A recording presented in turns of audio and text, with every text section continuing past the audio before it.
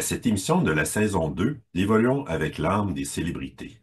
Je suis votre animateur Benoît Ménard, en compagnie de la médium multidisciplinaire Julie Leblanc. Coucou tout le monde, bonjour Benoît. Bonjour Julie, bonjour chers auditeurs, auditrices. Merci d'être au rendez-vous et merci à l'équipe du groupe Focus pour leur contribution à l'émission. Oui, puis en parlant du groupe Focus, il y a de la place si vous voulez vous joindre. On est à la recherche d'un animateur pour 2 émissions par mois, ainsi qu'une recherchiste, ainsi qu'une responsable des communications, marketing, relations publiques, en tout cas, tout ça pour dire que l'équipe a de la marge pour s'agrandir. Bienvenue si vous voulez vous joindre. Tout à fait, on accepte tout le monde qui est prêt à s'investir un petit peu bénévolement. Et puis, aujourd'hui, ce qui est intéressant, je n'avais pas remarqué, mais on fait une émission spéciale sur l'environnement. Puis c'est la journée de l'enregistrement, c'est la journée de la Terre. Oui, on rend hommage à la Journée de la Terre et c'est pour ça qu'on a des vedettes écologiques cette semaine. Oui, tout à fait. Avant d'aborder tout cela, est-ce que tu avais des retours à faire? Oui, c'est très dur de préparer et de faire une émission toute seule. Fait que s'il vous plaît, du renfort. J'ai ce retour-là à faire certainement. J'ai bien aimé parce que j'ai été bien accompagnée avec toute la Sainte Famille. J'ai été bénie aussi. J'ai eu la chance d'avoir un magnifique soin bordé dans le mauve. Et puis, beaucoup d'expansion, de détente. On a comme recadré certains aspects de mes facultés énergétiques pour mon service médiumnique. Alors, j'ai beaucoup aimé cette cure de rafraîchissement-là, coordonnée avec Pau. Il y a vraiment une partie de moi qui a réussi à s'ouvrir davantage. Puis, je l'ai vu comme une forme de résurrection. Et puis, j'ai assisté aussi à un miracle de Pâques. Là, c'est plus personnel. J'ai une de mes enfants qui est en crise d'adolescente depuis avant son incarnation. Dans le fond, ouais, c'est une partie très frustrée qui venait de sa partie de son âme et tout. Et il y a eu une belle ouverture la journée de Pâques même. On a eu une belle conversation vidéo. Il y a eu des grandes transformations qui s'est faites. Il y a beaucoup, beaucoup d'espaces qui se sont adoucis. Alors, j'ai trouvé ça très particulier d'être témoin d'un miracle de Pâques, justement, qui a créé une ouverture, une grande libération. Ça a changé de la dynamique dans la famille. Alors, je suis très, très en gratitude de ce miracle-là. Fait que c'est le fun d'être témoin et d'assister. C'est comme si l'accumulation de toutes les prières que j'avais faites pour que ce soulagement-là arrive avait réussi à prendre forme. Alors, je suis très en gratitude à ce niveau-là. Sinon, dans les retours, un autre retour personnel, j'ai profité du congé pascal pour aller voter avant la journée d'élection, là, le pré-vote. Ça fait que j'ai décidé de clairer ça. Puis, j'ai été très triste un peu de m'apercevoir. Je le savais à un certain niveau, mais là, ça a été flagrant. Je suis la seule qui a les intérêts du Québec dans le fond de mon cœur, de mon âme, de mon ADN, dans tout l'espace de ma famille. Euh, oui, fait que je suis très triste de mesurer à quel point la souveraineté, les intérêts du Québec ne sont pas partagés par la foule, par la masse. On dirait qu'on est juste une poignée qui réalise l'importance de la lumière du Québec, de la protéger, de la nourrir, et etc. Puis, ce 33%-là d'installer dans la société, malheureusement, on est épuisé à bout de bras. Il y a vraiment trop d'interférences qui fait en sorte que c'est un défi qui est extrêmement difficile à compléter. Et en tout cas, en mon âme, je souhaite et je prie que la conscience des intérêts du Québec, qui est unique et particulier, parce que le Québec vibre tellement plus fort en énergie, il a fait partie du triangle de la nouvelle terre, du nouveau monde. Le Canada, non. Le Québec, oui. Alors là, le fait qu'on soit une minorité à essayer de le protéger aveuglément parce qu'il y a une masse qui n'arrive pas à concevoir l'importance de l'âme du Québec. si je peux l'appeler comme ça. En tout cas, ça nous amène à retrousser nos manches et accentuer le défi, mais en tout cas, il y a encore énormément, beaucoup de conscience à faire sur le sujet pour protéger les nombreuses ressources et avantages lumineux de cette nouvelle terre, du nouveau monde, qui doit être absolument protégée vibratoirement. Fait qu'au moins, il y a beaucoup de guides qui vont dans cette direction-là, mais ça prendrait plus d'humains avec cette conscience-là. Et tant et si longtemps que c'est mélangé avec les intérêts du Canada, euh, ça nous fait reculer, ça nous alourdit, ça rend la tâche beaucoup, beaucoup plus difficile. Mais Benoît, j'ai eu un cadeau immense de la vie. Je fais un autre aparté personnel. Mercredi passé, j'ai eu la chance de serrer la main, de prendre un temps pour échanger, discuter avec l'ancien premier ministre Lucien Bouchard. Et je vais t'avouer, ça m'a procuré une joie profonde qui me nourrit toute la semaine. Fait que j'ai pu avoir l'opportunité de lui transmettre mon chapitre du livre Guérir avec les stars de l'entrevue que j'avais faite avec Jacques Parizeau et René Lévesque.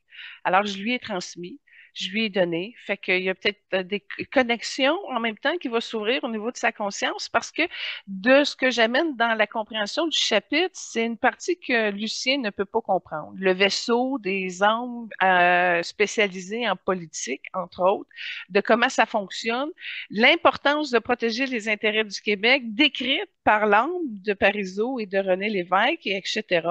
Alors, je ne sais pas quel fruit que ça va donner ces semences-là, mais pour moi, ça me nourrit beaucoup, ça m'a encouragé. Puis Lucien Bouchard, on l'a pas fait, hein, mais j'aimerais ça qu'on le fasse un jour. Il y a une belle énergie d'un bleu cobalt. Et puis, c'est une belle âme. C'est un être noble avec un cœur, une âme très noble, une grande intelligence. En tout cas, pour moi, ça nourrit beaucoup ma fibre nationaliste avec une grande reconnaissance d'âme et de cœur envers un homme où j'ai une grande fierté. J'éprouve à son égard une grande estime, puis j'ai écrit une superbe dédicace canalisée et tout. Ah non, j'ai bien fait les choses et la vie a bien fait les choses. Alors, pour moi, ça m'a réconforté et encouragé de continuer. Mais c'est dur quand que toute ta famille ne sont pas dans cette direction-là. Tu dis, mon Dieu, ils sont donc bien rares, les souverainistes, les indépendantistes, les pro-Québec. Moi, je dis ça, puis je vais te dire, ben franchement, je vais t'expliquer qu'est-ce que j'ai compris, OK? C'est que ceux qui ont l'intérêt du Québec dans l'ADN profond, dans la lumière, là, ce sont des gens qui ont constitué à la construction du Québec dès le départ. Alors oui, j'ai contacté mes incarnations autochtones au Québec. Oui, j'ai contacté mes mémoires de la Nouvelle-France du Québec, mais j'ai remarqué que ceux qui ont vraiment l'intérêt du Québec, c'est parce qu'ils ont développé la société, la culture, les valeurs, n'importe quoi du Québec depuis le début et c'est récupéré d'incarnation en incarnation. Alors, ceux qui n'ont pas ça, j'ai comme compris que ben, il est arrivé plus tard, puis qu'ils sont dans le désintérêt, puis qu'ils sont axés sur d'autres valeurs ou qui ont été mélangés avec le Canada, qui dit, nous, Canada, c'est tout uni, c'est tout one size fit, mais non, malheureusement, ceux qui ont contribué à la culture du Québec l'ont profondément dans la lumière de leur ADN. Fait que c'est ça. Maintenant, comment ramener cette lumière-là à ceux qui viennent d'arriver, pas juste dans cette incarnation-ci, là, mais en tout cas, ceux qui n'ont pas développé le talent de la culture du Québec. En tout cas, fait que je suis en quête. Je vais continuer à essayer de trouver des réponses de qu'est-ce qui coince, pourquoi les gens ne reconnaissent pas la super valeur du Québec. Et puis, ben, continuer à militer là-dessus au niveau de mon âme, mon être, parce que pour moi, c'est absolument important et c'est non négociable en tout point. Parce que c'est une vraie valeur, c'est ça, ça se dit, c'est intrinsèque. Les avantages de la lumière du Québec et de son peuple qui est perdu, confondu. Il y a quelque chose qui n'est pas allumé. En tout cas, puis j'espère que ça va y arriver un jour. On va continuer à militer là-dessus. Fait que voilà mon petit retour. J'ai eu la chance d'être bénie et encouragée par mon contact avec Lucien Bouchard et Jean-François Lisée aussi, qui est l'ancien chef de parti. Mais malheureusement, pour Jean-François Lisée, j'ai été obligée de faire un pardon parce que j'ai donné la chance à Legault. J'ai toujours voté souverainiste, mais j'ai donné une chance à Trudeau de faire quelque chose, puis j'ai donné une chance à Legault de faire quelque chose pour finalement décider de revenir à la maison puis continuer à militer pour l'art de l'énergie du Québec. Fait que c'est ça, je m'égarerai plus, je me le promets, je me suis pardonné. Et puis, chez vous, Benoît, dans le coin de la province du Québec où est-ce que tu es, c'est pas mal teinté Canada, hein, à Gatineau, le Canada, l'Ottawa, le gouvernement canadien prend toute la place. Vous êtes comme une partie non québécoise, finalement. C'est très libéral chez vous. Oui, pas mal, là, d'une fois à l'autre, ça vote pas mal toujours libéral. Mais Lucien Bouchard puis Jean-François Lisée, c'est deux personnes que j'admire beaucoup, donc je suis contente pour toi de les avoir rencontrés, là. Oh, c'était généreux, mais avoue, hein, dans qu'est-ce que je viens de décrire, c'est une partie de toi qui te fait de la peine d'être si au Canada que ça. Tu t'admires beaucoup, mais c'est pas suffisamment pour que ton vote suive les intérêts du Québec, n'est-ce pas? Non, effectivement. Ben, pardonne-toi, parce que ça fait comme une cage à ton sous-chakra entre le cœur et le plexus. D'accord. Merci. J'étais curieux, tu as mentionné que le Québec faisait partie du triangle d'un nouveau monde. Quelle autre région en fait partie? Le Brésil, puis une place précise en Europe qui est la place la plus pure. Je me rappelle plus de la destination, comment qu'elle s'appelle, mais c'est un triangle très capital pour la préparation de l'homme à la sixième race. Fait que c'est pour ça que tout le monde veut venir au Québec, finalement. Là, c'est là où c'est une place la plus vibratoire qui existe sur toute la Terre. Puis c'est ici, on a la chance de l'avoir ça, nous, ici au Québec. Puis c'est la raison pour laquelle j'ai décidé de m'incarner au Québec aussi. Là. Il fallait que je vienne protéger cette valeur de lumière-là, pure. Oui, mais ça, on n'a pas conscience. Puis le Brésil, ils ont certains problèmes aussi qui détournent la conscience de cet espace vibratoire-là qui est dans une belle teinte de vert émeraude et de mauve. Fait que ils sont privilégiés. Il y a un espace protégé là-dessus, mais dont la conscience a de la misère à suivre également.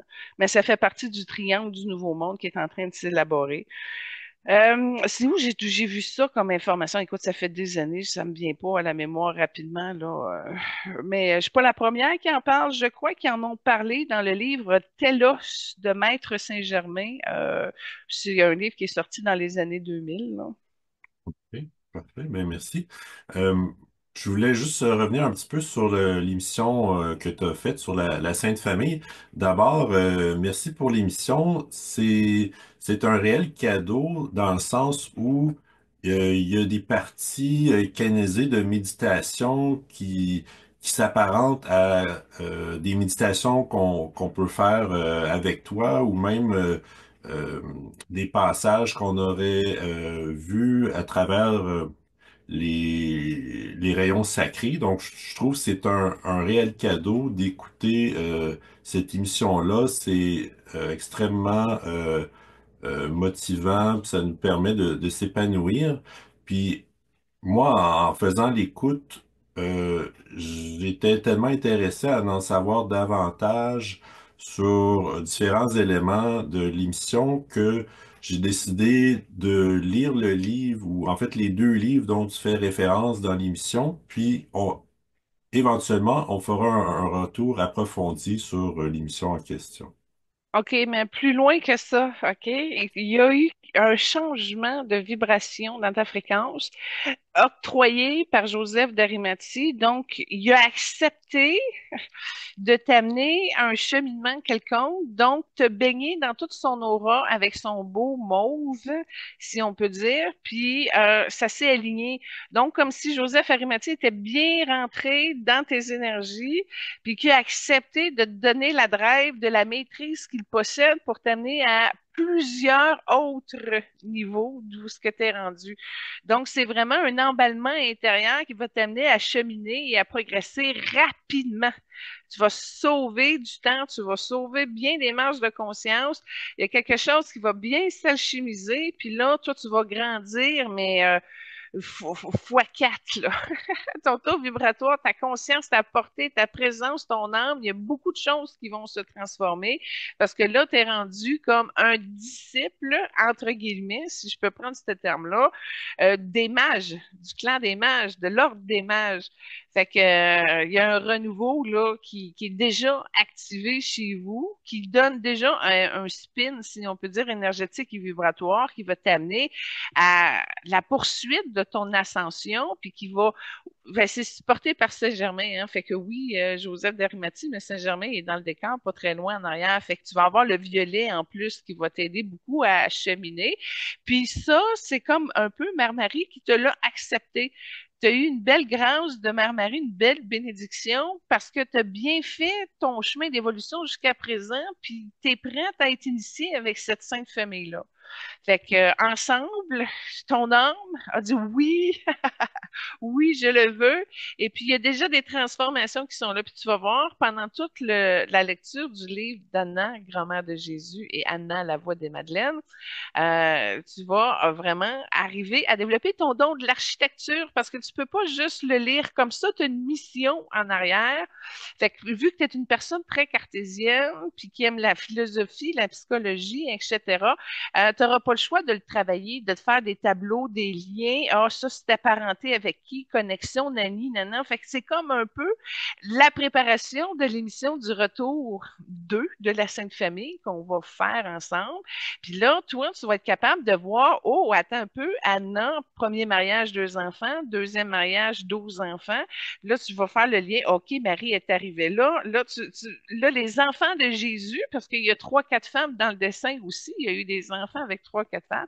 Tu vas voir, à un moment donné, on va arriver à une espèce de gros portrait. Peut-être même, je vais t'inviter à aller te chercher un gros carton au Dollarama pour te faire un gros tableau, là. Parce que tu risques d'en avoir besoin parce qu'il y a beaucoup de personnages dans cette saga-là. C'est vraiment une grande famille, un grand clan de lumière que la Terre a porté.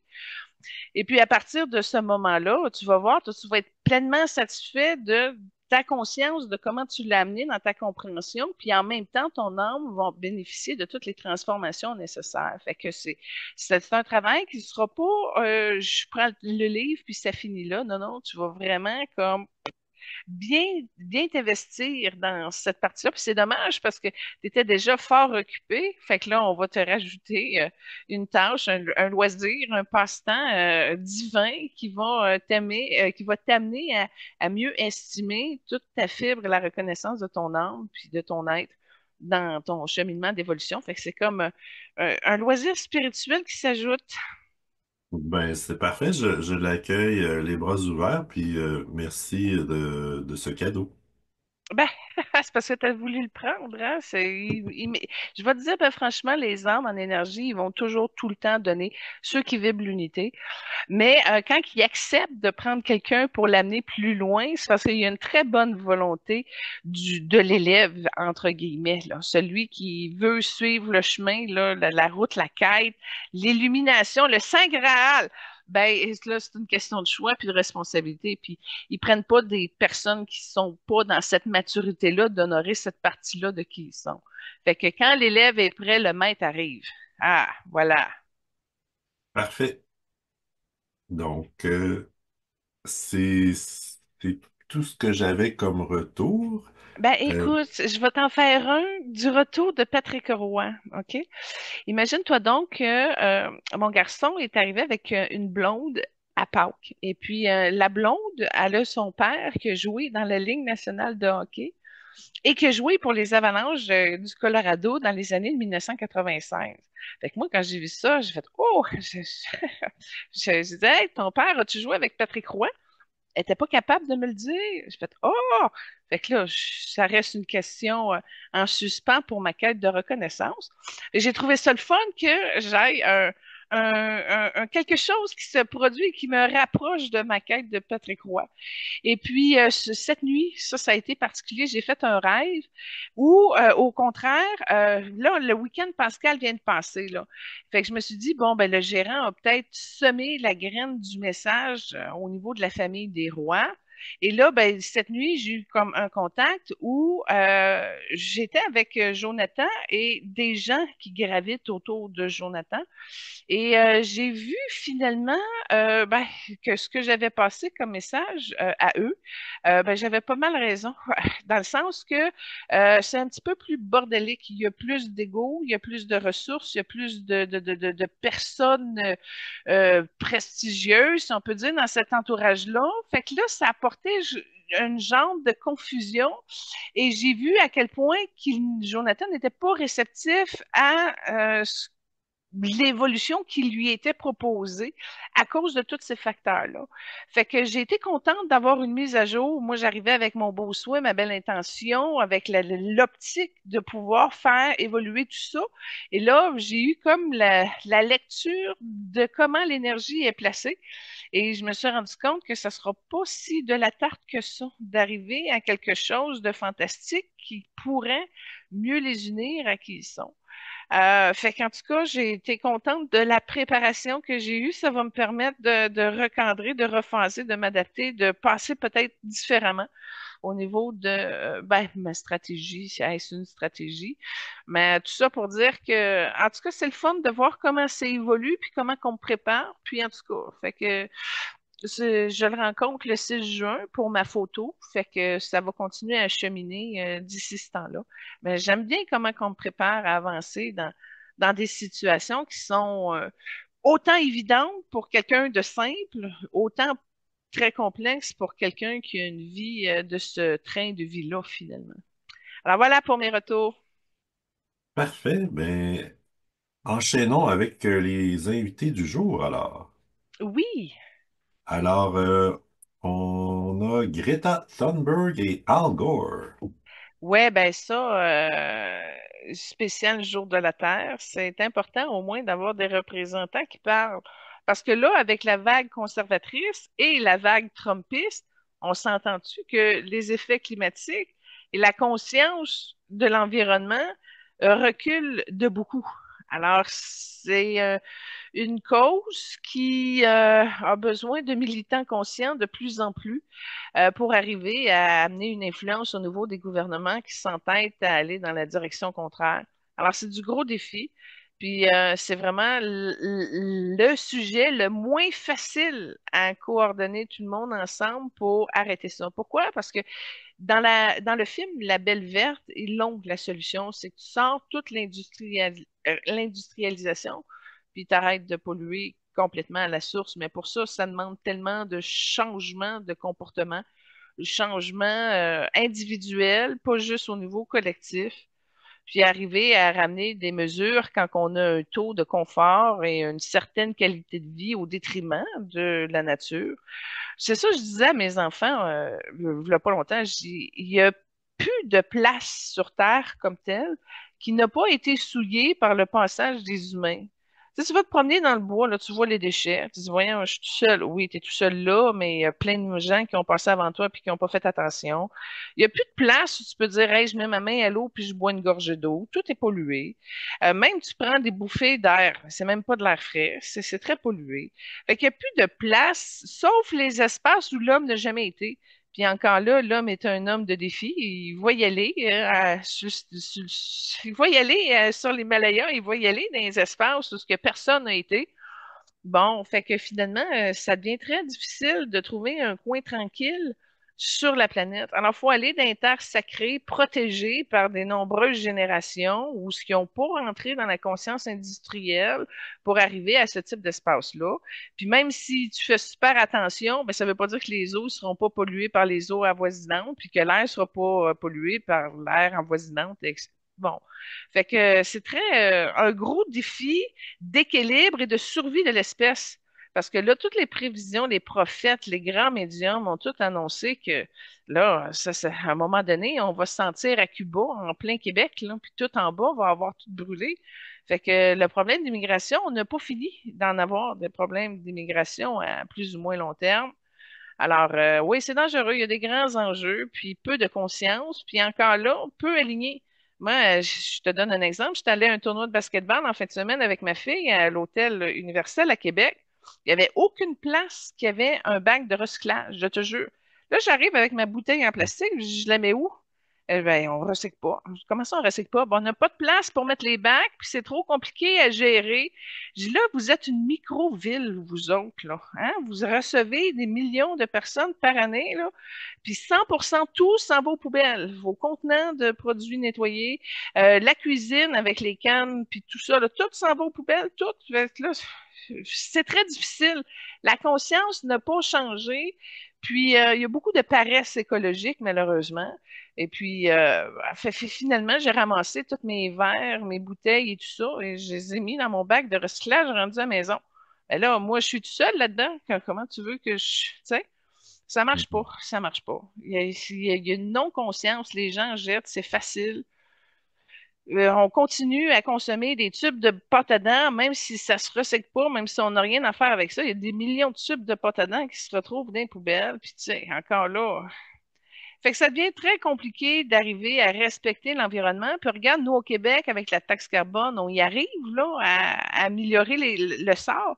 Mais ça ne suit pas dans toute l'Amérique du Nord. Fait que comment tu veux être tout seul à faire ton petit chemin écologique avec les contraintes que ça implique au niveau des entreprises, etc., mais que le reste de la planète s'en fout. Fait que ça devient très, très compliqué à aller chercher un équilibre environnemental. Puis pendant ce temps-là, on s'enfonce. Puis même si on a des COP 20, ils disent oui, oui, on s'unit, on va faire mieux.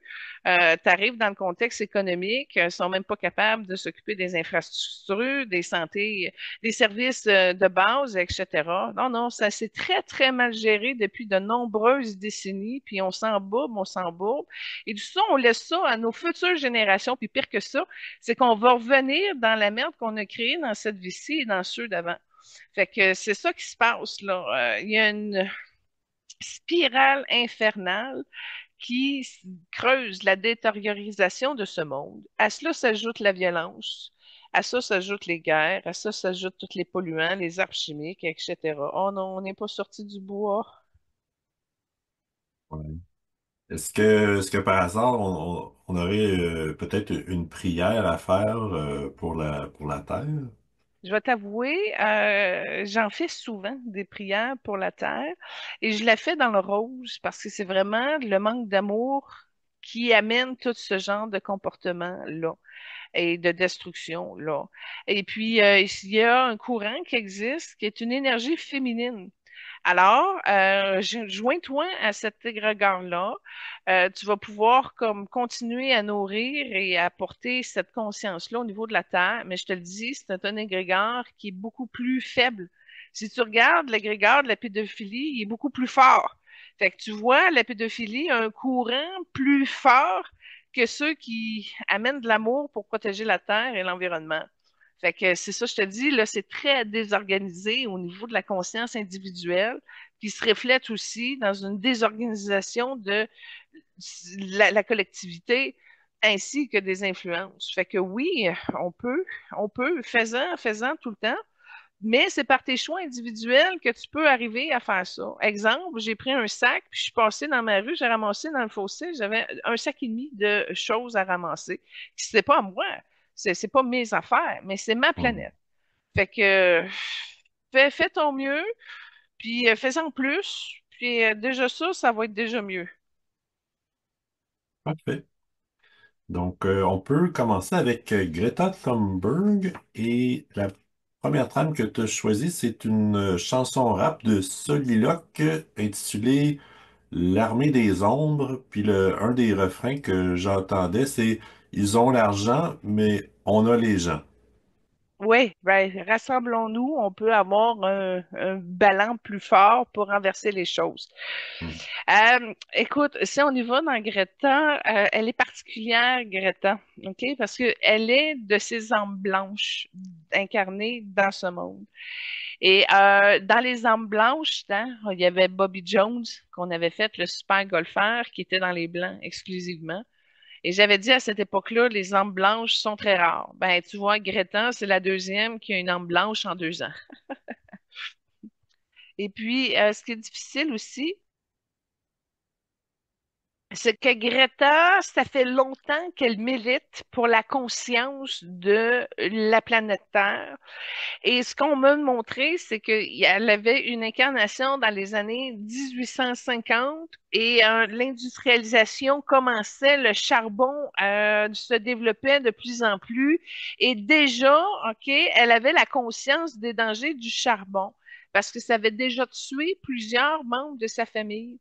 Ça sort d'un effet secondaire du charbon, un oncle qui travaillait dans une mine de charbon, puis il y a eu un effondrement, et etc. Puis elle voyait que ça polluait, il y avait déjà une conscience à ce niveau-là qui se développait. Et elle n'avait déjà un air d'aller pour avertir les gens que c'était difficile, mais elle rassemblait pas beaucoup.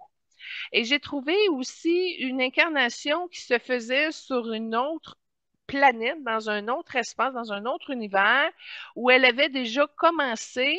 C'était une incarnation où elle était dans le verre. Et elle avait réussi à sortir toutes les déchets qui ne se recyclaient pas ou qui ne se réutilisaient pas dans cet espace-là. Donc, elle avait déjà porté un combat où il y avait vraiment tout sorti ce qui était à usage unique ou qui ne se réutilisait pas, exemple. Et puis, ils ont réussi à sortir ça de cette planète-là. Fait qu'elle a eu déjà un combat qui a servi et qui a amené, il y a un cétacé qu'elle a réussi à amener et qui a réussi. Donc, à partir de ce moment-là, elle est déjà bien portée à amener justement une résonance profonde. Puis, non seulement ça, mais j'ai vu une vision où elle parle à des gens, probablement de l'ONU, OK? Je sais que c'est un conseil officiel mondial et qu'elle est là, elle est préparée, elle a un bloc orangé. Qui est dans ses énergies, puis je vois que l'énergie de Anna et des Madeleines sont en arrière d'elle pour l'amener à ce qu'elle puisse être représentante de ces valeurs-là. Donc, elle a un fond d'aide de la Sainte Famille en arrière qui l'amène justement à se renforcer pour dire à les hauts de ce monde, stop, on est allé trop loin, il faut arrêter ça immédiatement.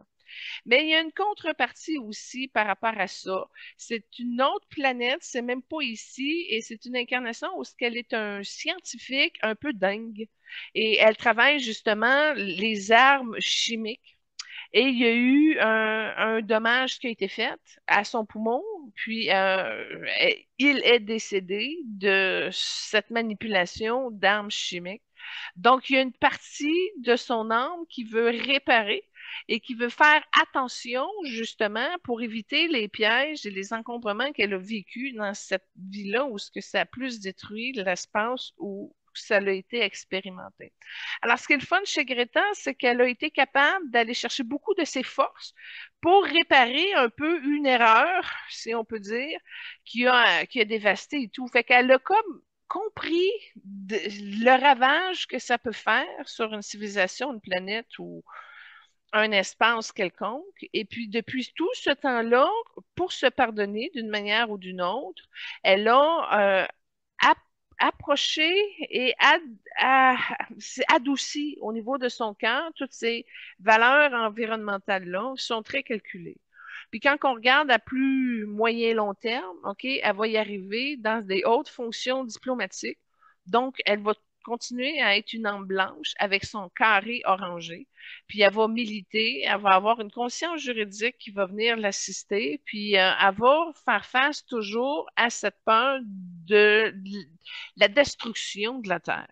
Parce qu'elle l'a vu, elle l'a détruit, la planète, avec son arme chimique, là. OK? Fait que cette peur-là va toujours rester à quelque part pour qu'on arrête parce qu'elle elle sait l'effet que ça peut donner sur la Terre et sur les habitants. Fait qu'elle va militer comme une championne de ce monde pour amener justement l'évitement de cette destruction massive, mais elle est très impuissante par rapport, exemple, aux gouvernements qui ont des armes nucléaires et chimiques, etc. Mais elle essaye. C'est ça le but, c'est qu'elle arrive à prendre le courage de bouger, de faire quelque chose, de sortir des limites, d'ouvrir les consciences, puis de militer à dire arrêtez, là, c'est assez, stop. Fait que, il y a beaucoup de gens qui percolent à ce message-là, d'où le pourquoi une méditation, oui, une manifestation pour la planète où Greta va être là, ben, il y a facilement plus de 500 000 personnes qui vont s'aligner et s'unir à cette cause-là.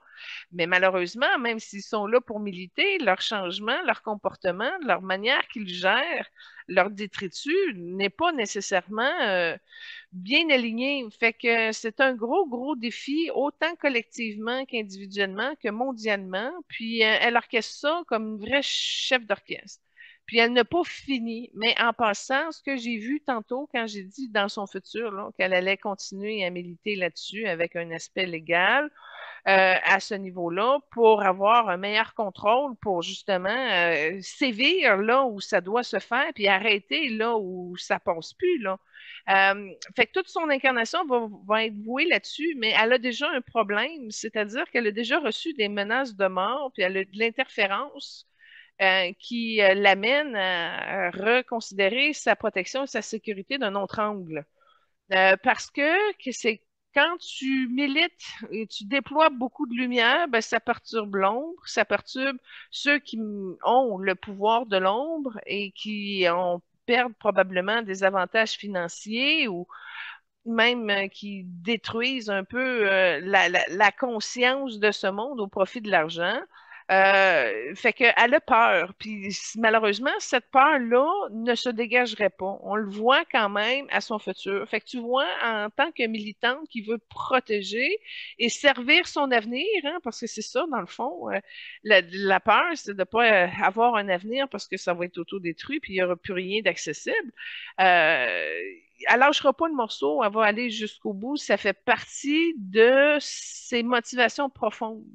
Et malheureusement, ces motivations profondes-là ne sont pas généralisées. Tu sais, c'est comme moi, tantôt, je te dis, je suis une souverainiste pas mal toute seule là, dans ma famille. Là, tu sais. Ben, elle, c'est une militante. Elle peut avoir des amis qui sont conscients écologiquement et tout, mais elle est quand même consciente qu'il n'y a pas grand monde qui l'ont développée assez fort, cette fibre-là, d'où le pourquoi qu'elle est devenue la référence de ben, la vedette justement du phénomène environnemental parce qu'elle pousse, elle pousse, elle pousse jusqu'à temps que ce monde-là va arriver à mieux s'aimer puis à s'amuser dans le respect des valeurs de chacun.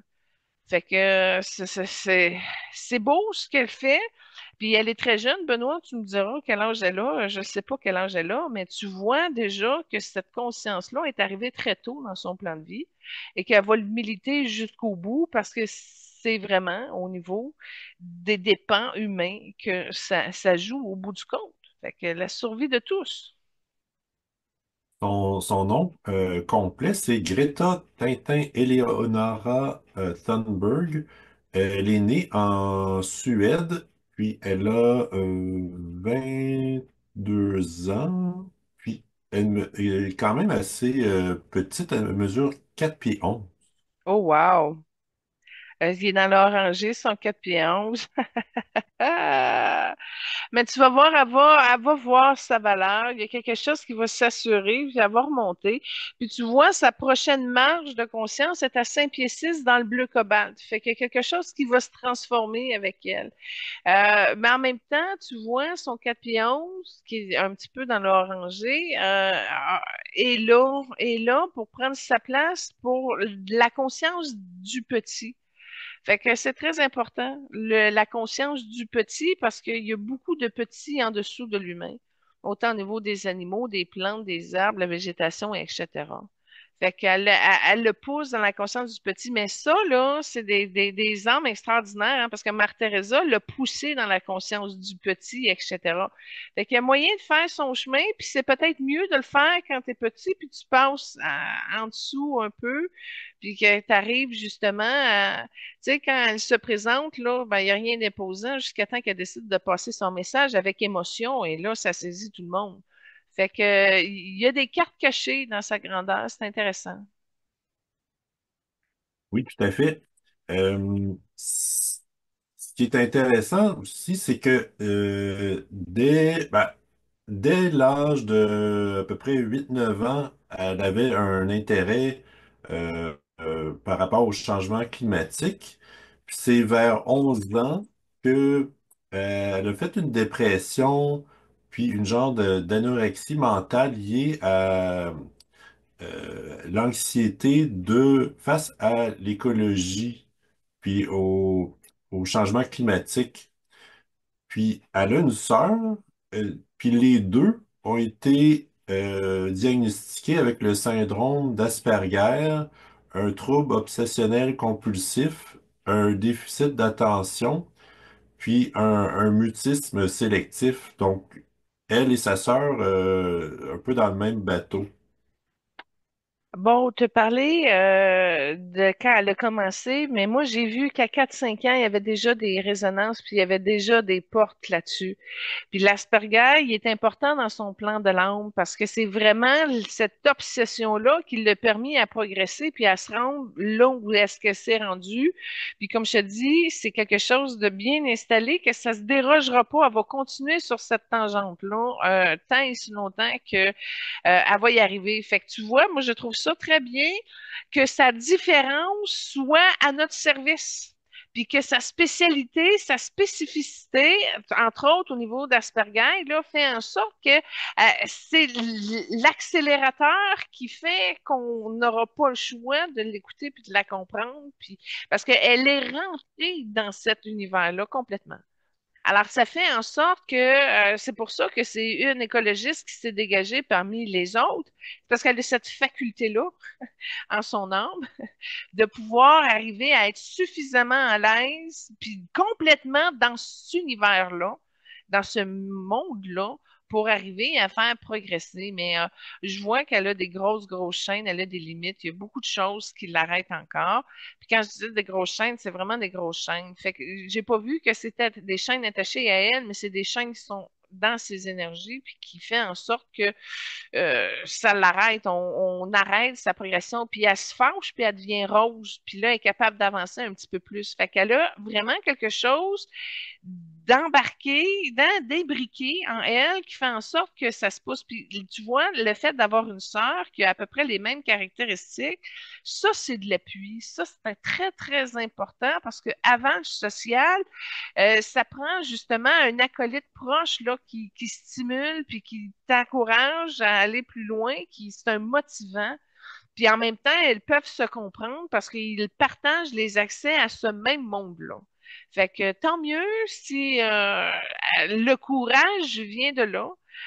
Parce que des fois, un, c'est difficile, mais à deux, c'est mieux.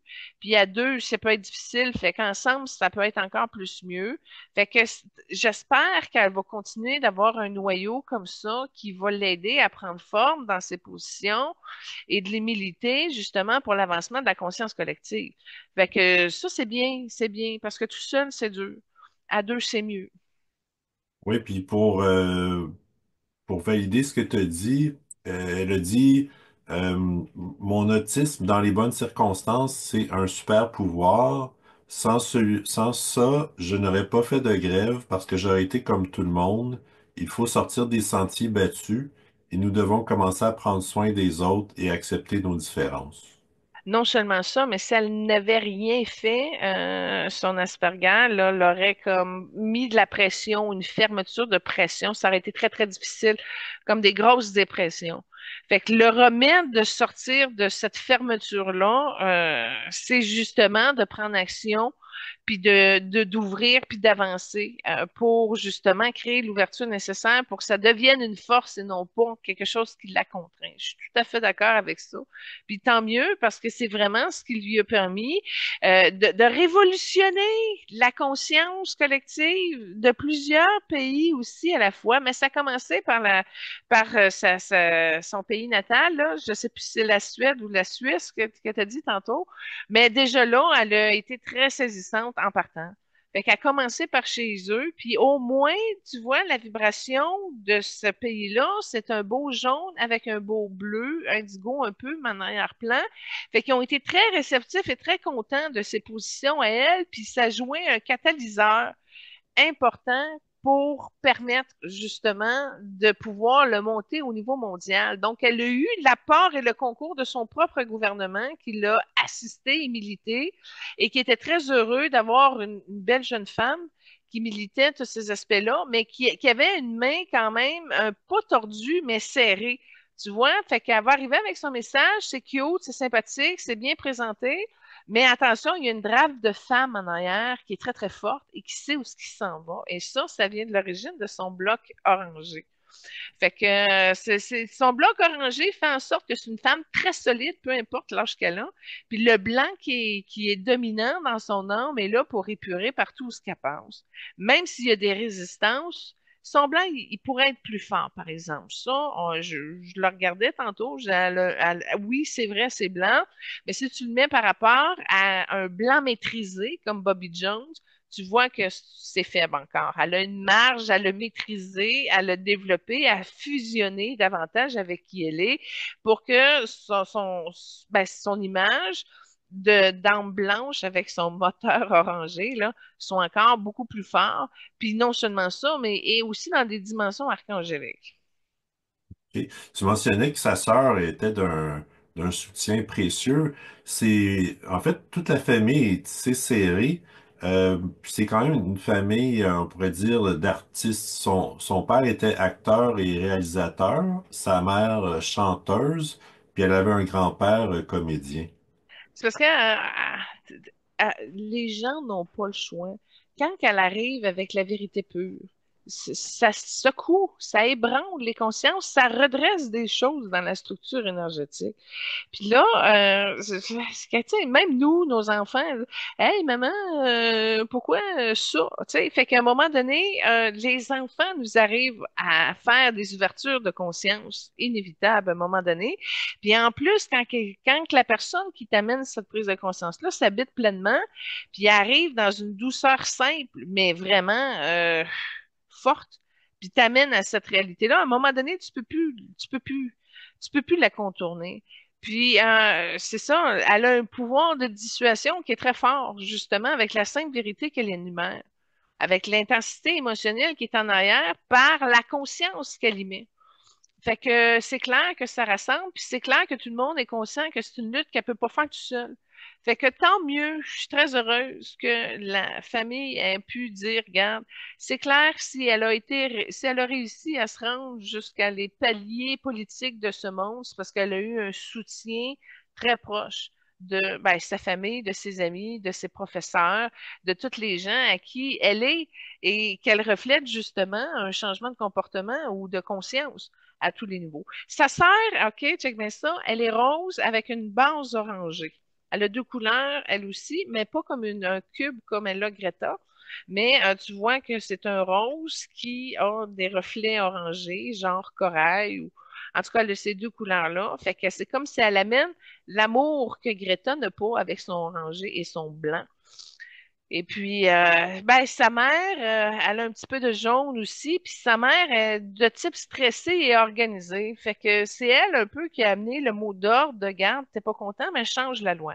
Fait que c'est par la conception de la mère qui a fait en sorte que je vais t'aider à militer puis à monter jusqu'à temps qu'on arrive à ce que tu puisses passer ton message, tu sais. Puis son père, moi je le vois plus comme un fabricant. Fait que tu as parlé de l'artiste et tout, mais moi, je vois qu'il est assis puis qu'il orchestre un peu. Fait qu'il s'occupe de la base, il organise des choses. C'est un militant, mais lui, il est plus pensif. Puis il y a une fréquence de bleu indigo qui a développé justement avec l'élaboration de sa famille. Le bleu indigo, il était pas vraiment là avant qu'il ait ses enfants.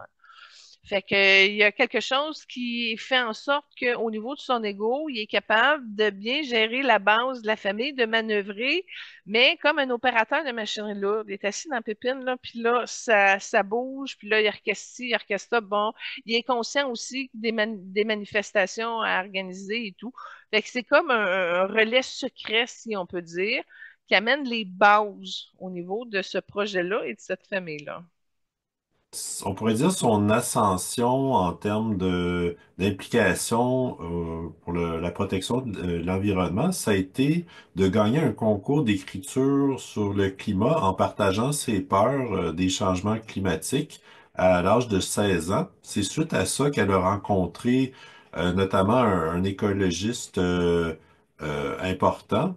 Elle a aussi été inspirée par des militants, des jeunes militants en Floride qui manifestaient contre les armes à feu.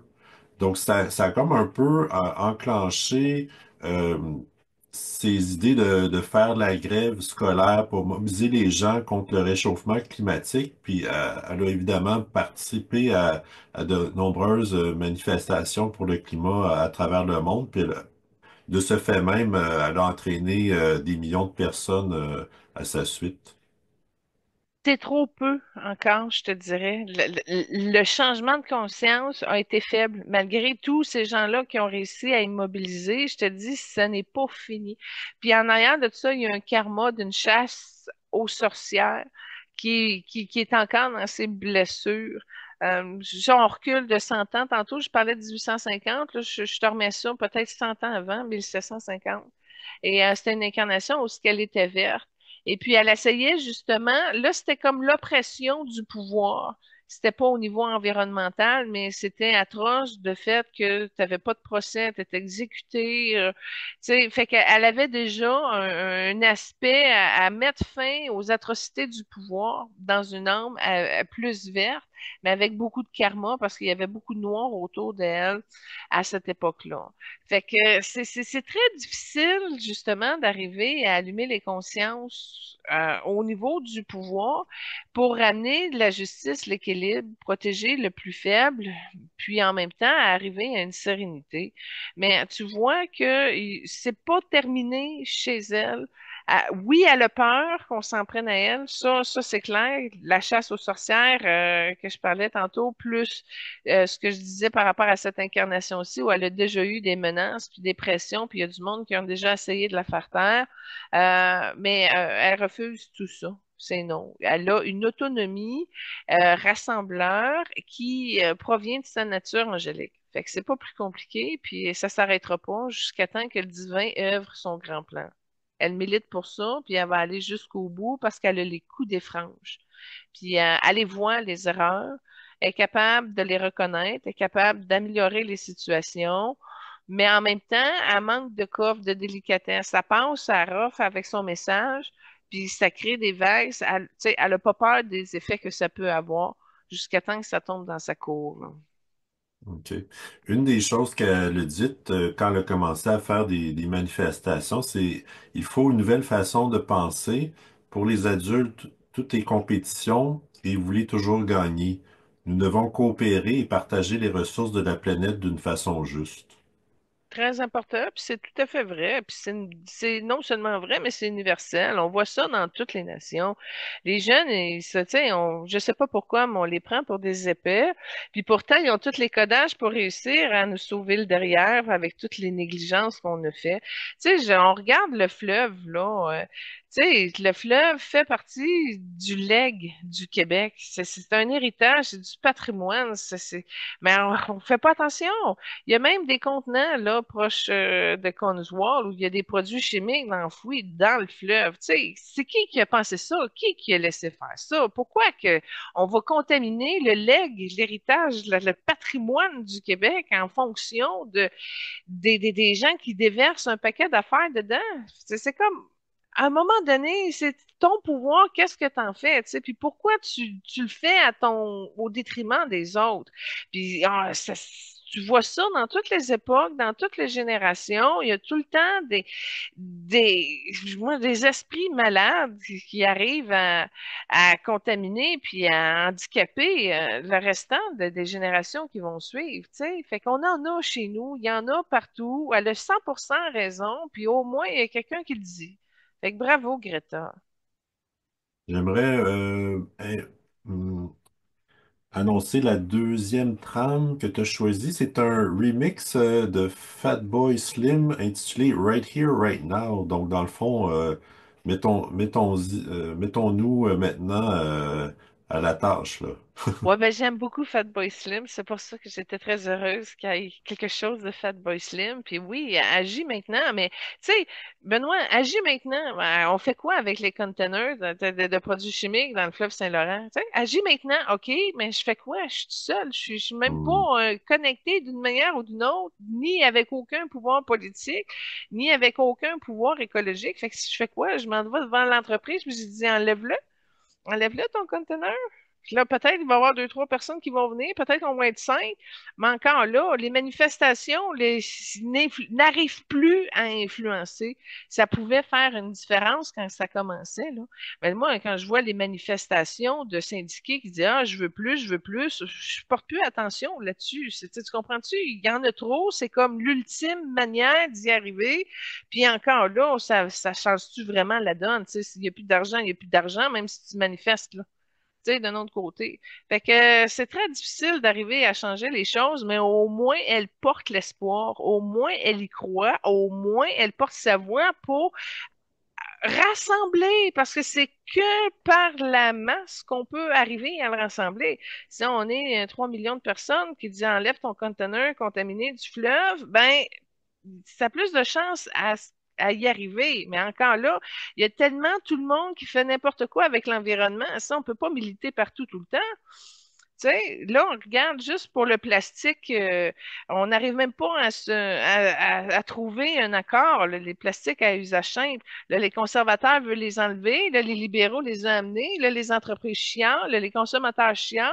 On en veut, on avance, on recule, on avance, on recule, là, les économies, puis les entreprises. Puis là, à un moment donné, regarde, on peut-tu rester au niveau de l'environnement? Ça marche pas, on manque d'amour dans nos choix.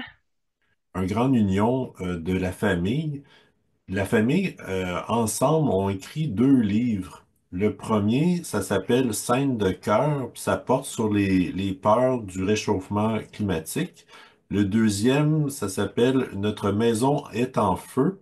C'est euh, en fait, Notre maison est en feu, scène d'une famille et d'une planète en crise. Ça porte sur le refus d'accepter que les sociétés d'abondance n'aident pas les personnes dans le besoin. Ouais, ben là, tu vois, avec toute l'aide humanitaire qui a été coupée par Donald Trump, qui veut être coupée par les conservateurs de Poliev, regarde, toute l'aide, là, ça va faire en sorte que les épidémies, ils seront plus contrôlées, puis ils vont remonter jusqu'à nous, puis on va être pognés avec les mêmes problèmes, vu qu'on les neutralise plus là où il se développe. Puis non seulement ça, mais ce que je vois, c'est qu'il y a un troisième livre où là, ça a l'air du paradoxe, là, mais c'est comme la maison brûle d'eux, mais aussi, tu sais, on se noie. Il y a comme une conscience des reflux d'eau sur Terre qui font disparaître les berges, qui font disparaître et tout. Fait que moi, ce que je vois dans le programme, il y a un troisième, justement, qui va parler des problèmes d'eau. Et en tout cas, ça s'en vient. Ils n'ont pas fini. Puis ce que je vois, c'est que c'est un 5 tomes qui vont justement découler de cette dynamique familiale-là. D'accord, merci. Comme œuvre caritative, il y en a quand même plusieurs. Il y a une fondation à son nom pour la durabilité écologique, climatique et sociale, de l'aide humanitaire pour les victimes de conflits armés, soutien UNICEF, l'équité vaccinale, notamment pendant la COVID, là, donc c'était de demander l'aide à mobiliser et soutenir le travail de l'UNICEF pour sauver des vies, protéger la santé et poursuivre l'éducation. Euh, Depuis plusieurs années, elle refuse de prendre l'avion en raison des émissions de carbone, puis elle prend à quelques occasions un voilier à panneaux solaires pour se déplacer. Ouais, c'est cohérent. Benoît, on a fait peut-être 103 émissions là, de personnes qui ont des œuvres caricatives là. Puis la plus prospère d'entre elles, c'est Greta qui va l'orchestrer. Elle est vraiment bien impliquée. C'est bien, vraiment bien ouvert. Il y a des fonds qui rentrent de partout. Je te dirais, c'est elle qui a le potentiel de croissance au niveau des associations caritatives la plus haute qu'on a vue de toutes les vedettes qui ont des associations puis qui aident avec leur argent. Elle, il y a une implication quelconque mondiale qui va faire en sorte que ça va vraiment aider et ça va révolutionner la conscience de plusieurs aspects. Fait que juste au niveau de son association, ça va durer longtemps. C'est pas quelque chose qui va s'éteindre, c'est quelque chose qui va prendre beaucoup d'ampleur et qui va amener vraiment à des résultats changeables, considérables, dis-je. Fait que la grande force de notre invitée, c'est elle qui est plus dans le cœur sur son sujet. OK? Fait que c'est ça qui la distingue des autres, puis c'est ce qui a donné aussi l'effigie de pouvoir être dans les âmes blanches de ce monde. C'est pas plus compliqué, c'est authentique, c'est mené par le cœur, c'est des bonnes raisons. Elle a tout le talent pour arriver à ce que son œuvre soit vraie, transparente, puis qu'elle soit vraiment affichée dans les plus hautes compétitions de réorganisation au-delà de l'ego et du pouvoir. Fait que je te dirais, à date, c'est la plus belle association caricative, là, vibratoirement, qui a le plus de potentiel parce qu'il y a beaucoup d'espace, puis il y a beaucoup de vraies bonnes causes que ça rejoint qui vont vraiment aller là. Fait que c'est pas une imitatrice qui va dire oui, on fait ça, mais je le prends pour ma poche personnelle, tu vois. C'est vraiment quelqu'un qui est 100% bien dévoué, puis qui va penser toutes les autres choses avant elle. Fait que c'est pas quelqu'un qui est laid dans les apparences, c'est quelqu'un qui est complètement assumé de A à Z jusqu'au bout des ongles pour passer son message le plus sainement possible, le plus clairement possible, le plus vrai possible parce que faut faire vite. Fait que tout est constitué à côté de ça. Fait que c'est vraiment un diapason qui est juste. Tout à fait. La troisième trame que tu as choisie s'intitule How Dare You? Comment osez-vous? C'est une version danse de Theo Rio. Ouais, ben, tu sais, ça a été difficile de faire les trames sonores de cette émission, Benoît, je vais t'avouer, là. Même pour Al Gore, notre prochain, c'est plus compliqué. Mais en tout cas, il y a au moins des vidéos qui essaient de passer un peu leur message, mais c'est-tu des vidéos que ses fans ont faites d'elle? Ça, tu vois que ça vient pas nécessairement d'elle. Mais peu importe comment qu'on trouve le moyen de passer le message, il faut y aller, tu sais. Parfait. Une autre chose qu'elle a dite, c'est la crise climatique ne concerne pas seulement l'environnement, mais aussi les droits humains, la justice et la volonté politique. Les systèmes d'oppression coloniaux et racistes l'ont créé et alimenté. Nous devons les démanteler. Les dirigeants de la planète m'ont volé mes rêves et mon enfance avec vos discours sans substance de croissance économique éternelle. Ouais, ben voilà. C'est ça, là, ce genre de message-là dérange. Et ça, là, ce genre de message-là, il amène du trouble. Hmm. Comprends-tu? Tu vois-tu une Greta qui s'en va voir Trump puis qui va lui dire, écoute, là, ça marche pas ton affaire, et elle serait capable, je te dis.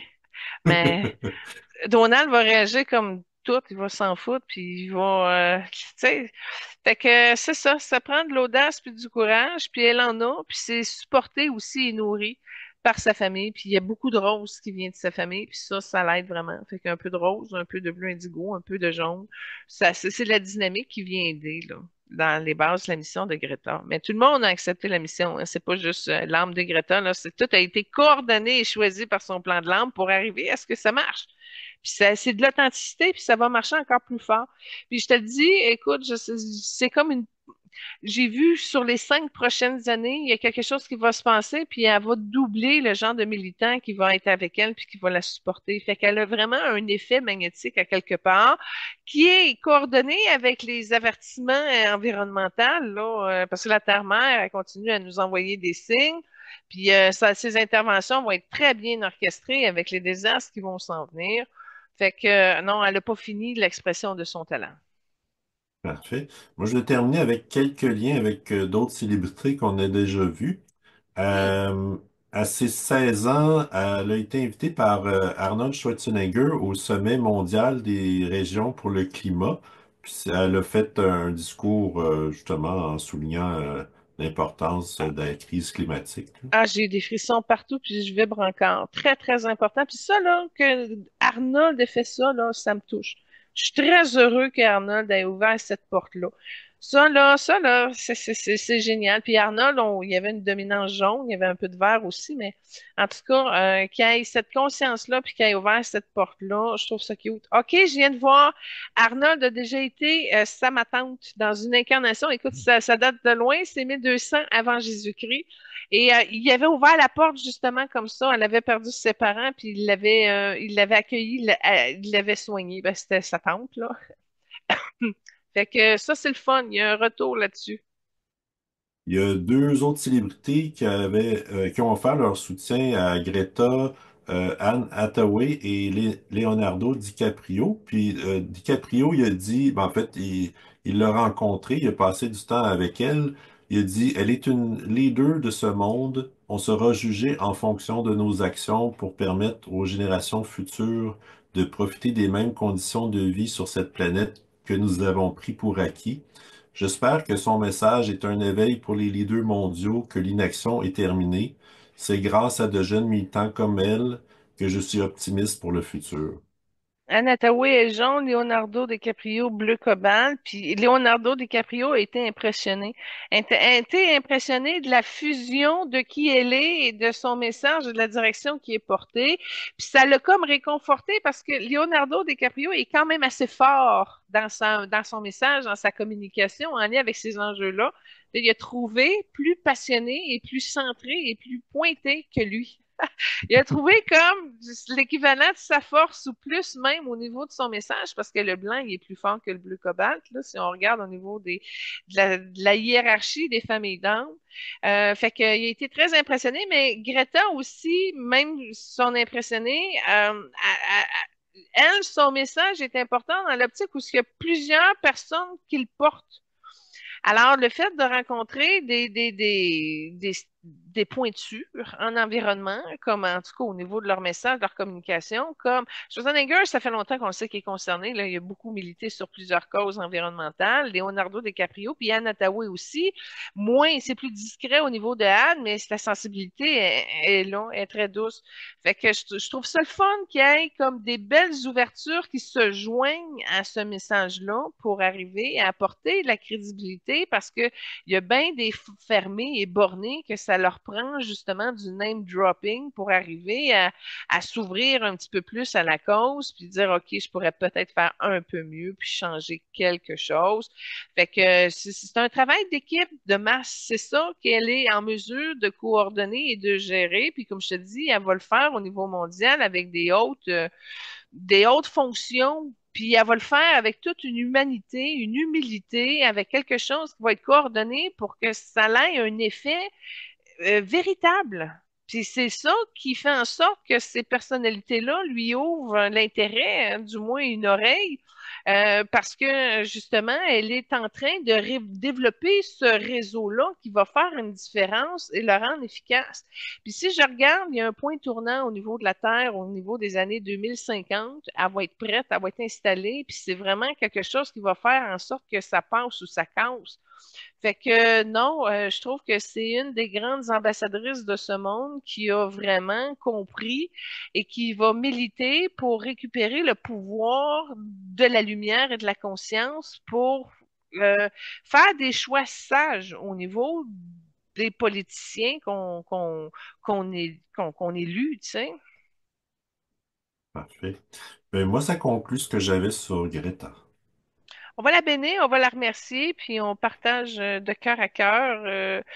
Puis en même temps, si on peut s'impliquer davantage pour redresser ce message-là et cette conscience-là, ça sera pas facile, comme je te dis, là. Je fais juste sortir dehors puis de regarder comment mes voisins gèrent leurs détritus puis qu'il y en a partout puis que finalement, c'est moi la conne qui passe puis qui ramasse, là. Je te dis, on part de loin. Écoute, juste au niveau des bacs bruns, dans ma rue, là, on est trois qui a un bac brun, toutes personne d'autre, là. Le gars, il pense pour 3 bagues dans la rue, imagine. Fait qu'on est vraiment, vraiment pas sorti du bois. Fait que des messagers comme ça fait du bien. Fait que je la remercie, je la bénis, je la gracie, puis je vais continuer à suivre le courant parce que au moins, il y a une chance qu'il y en a un. Puis c'est un courant qui est beaucoup plus fort que Greenpeace. Greenpeace, ils vont pas chercher de la masse, de la conscience. Greta, elle a quelque chose de particulier qui fait en sorte que ça rassemble beaucoup plus facilement, beaucoup plus de masse. Fait que c'est vraiment le courant énergétique le plus fort au niveau des agrégats de la Terre présentement. Fait qu'il est important, il faut y faire attention, il faut le développer. Puis si on veut en suivre un, ce serait lui. T'sais. J'ai rien contre Greenpeace, j'aime beaucoup, là. Mais si tu regardes là au niveau des égrégores de courant énergétique en lien, c'est vraiment elle qui est le plus fort présentement. Fait que ceux qui ne savent pas comment partir au niveau de l'implication environnementale, là, c'est une bonne piste de commencer là. La deuxième célébrité aujourd'hui, c'est Al Gore, qui est un homme d'affaires et d'État américain, acteur et orateur, auteur et écrivain. Euh, il a aujourd'hui 77 ans et mesure 6 pieds 1. Et la première trame que tu as choisie, c'est sous la chanson Ball of Fire, un genre de montage fait avec Al Gore qui semble chanter, mais dans le fond, il chante pas vraiment. Non, c'est ça. C'est comme je te disais pour la trame sonore de cette émission-ci, ça a été très difficile, mais au moins on est capable d'avoir un petit résumé que quelqu'un a fait à quelque part. Dans le cas d'Al Gore, ok, je vais te montrer à la base de sa conscience environnementale. Puis là, il faut reculer dans les tout débuts de l'Égypte, où il est dans une position, c'est pas de l'esclavage direct, mais il est soumis à des gens qui prennent des décisions, puis il s'occupe un peu de la coordination de tout ça. Et il a assisté un petit peu au commencement des problèmes du Nil. On remonte loin là. Et il voyait qu'il y avait une grosse dissonance entre ce qui lui semblait juste et ce qui se passait sous ses yeux. Et ce qui se passait sous ses yeux, ben, il y avait, entre autres, une contamination de métaux, entre autres, au niveau du Nil, qui était déversé dans le Nil. Et là, ben, tu rajoutes tous les problèmes agricoles, puis toutes tu sais, le Nil est devenu comme une poubelle avec plusieurs décennies qui se sont accumulées. Fait que c'est comme un peu une manière pour lui de ramener une espèce de soulagement par rapport au coincement qu'il a éprouvé dans cette époque-là. Puis il avait commencé à parler en arrière-plan. J'ai vu même une conversation qu'il y a eu avec un roi à un moment donné, puis qui a dit écoute, on peut pas faire ça au Nil. Il y avait déjà une conscience, il avait déjà essayé en arrière-plan de bouger un peu les cartes pour éviter justement à ce que ça se généralise et que le Nil devienne une artère extrêmement polluée. Donc, il avait vu le commencement, il avait essayé d'éviter, et puis sur le temps, ça a été une grosse catastrophe écologique finalement. Puis on parle de ça, puis c'est 5000 ans reculés facilement, là. Alors, à partir de ce moment-là, c'est intéressant de voir comment essayer de récupérer les causes. Puis récupérer les causes, j'en vois un où c'est une époque française où justement la monarchie est encore là. Je ne sais pas par contre si c'est Louis XIV ou le XV. J'ai pas eu la précision sur cette époque-là, mais il y avait déjà aussi une position de conseiller qui prenait conscience de la mauvaise gestion environnementale et écologique, que tu te promenais dans la rue et que ça sentait pas bon, que les gens jetaient leur détriment, leur excrément par la fenêtre, etc. L'hygiène, la pauvreté, la malgestion des déchets encore. tu sais, tout ce qui se rapproche des besoins. Fait que il a comme été longtemps ou souvent, en tout cas avec les mémoires que j'ai vues, témoin de ce qui se passait, puis en même temps, essayer tranquillement de changer les consciences pour réparer les choses. Moi, je te dirais que Al Gore, dans cette incarnation-ci, était beaucoup plus solide. On dirait qu'il a fait face un peu aux problèmes d'autorité de ceux qui prenaient les décisions. Il était plus solide. Donc, son message ne passait plus en arrière-plan, mais était plus direct.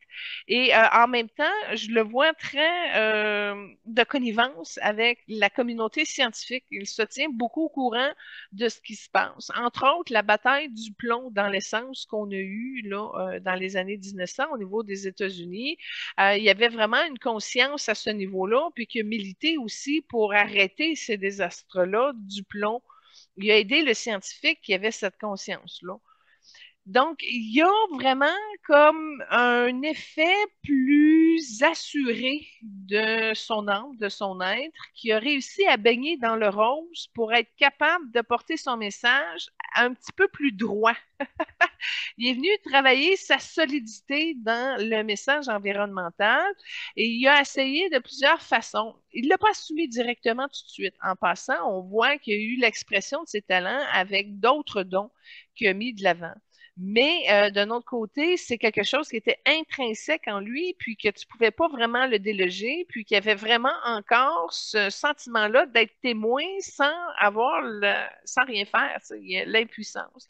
Alors, ce qu'il a réussi, il a réussi dans cette vie-ci à dépasser son problème d'impuissance de 3 niveaux de conscience, si on peut dire. Et il y a le fait qu'il ait fait ce passage-là était beaucoup plus solide face à l'attaque, donc il était capable de fronter, si on peut dire, son message en avant-plan, ce qu'il n'avait pas été capable de faire au niveau de la France, au niveau de l'Égypte. Alors, c'est ça qui est important. Puis, je te dirais plus que ça, qu'il a déjà placé dans sa prochaine incarnation un poste de pouvoir qui va avoir une différence valable et palpable sur le dossier de l'environnement. Donc, je ne sais pas si ça va être un poste de ministre de l'Environnement ou peu importe, là, on voit vraiment qu'il va continuer dans sa prochaine incarnation, mais qu'il va se donner le pouvoir. Parce que là, il a comme redressé dans cette vie-ci, il l'a assumé un petit peu plus, mais là, il va avoir les clés pour pouvoir faire des changements au niveau du pouvoir. Fait que c'est comme une ascension pour lui qui va continuer. Il n'arrivera pas à tout régler dans cette incarnation-ci, même s'il y a un bon vouloir, là. Mais dans la prochaine, il s'est donné les clés pour y arriver. D'accord. Il s'est démarqué en politique, mais j'ai trouvé intéressant son parcours de différentes études au préalable. Donc, il a fait des études en leadership et gouvernance, ensuite en théologie pour obtenir des réponses spirituelles sur les injustices sociales. Par la suite, il a fait des études en droit, mais finalement, il a mis un terme pour faire carrière en politique. Puis tu vois, ce que je vois au niveau de sa théologie, les réponses qu'il cherchait n'ont pas abouti par cette voie-là. Fait que dans cette période-là, tu vois qu'il y avait beaucoup plus de jaune dans son énergie.